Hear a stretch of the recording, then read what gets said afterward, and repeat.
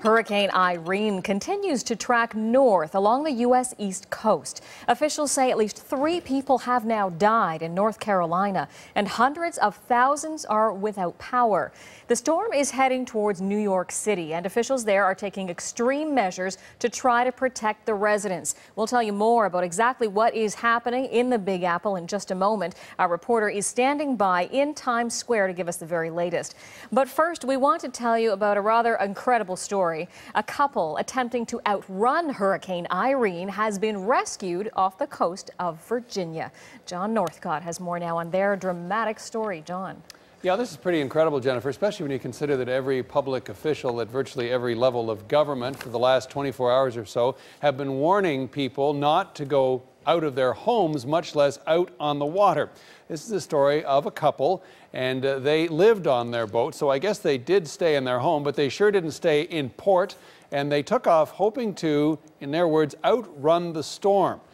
They were hoping to take a 2-day journey north to Annapolis, Maryland. Instead, they ran into some heavy winds.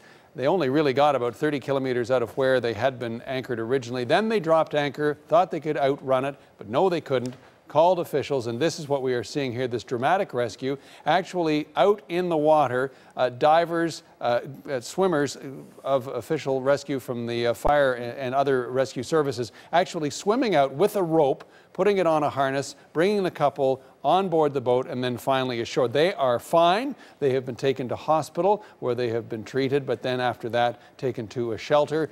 There is the sailing ship in which they had called home previously. It eventually just washed ashore. The other side to this that managed to get rescued, the family cat is reported to be doing well. But considering all the warnings issued by officials, incredible that people go out in the water, and not only that to endanger themselves, but to endanger rescue workers and to potentially divert them from individuals who inadvertently managed to get into a situation rather than intentionally getting into one. Pretty lucky trio there, feline included. As you say, it's exactly the kind of situation that rescue officials were hoping they would not have to see, but it seems every storm we do see stories like this. People try, no matter what.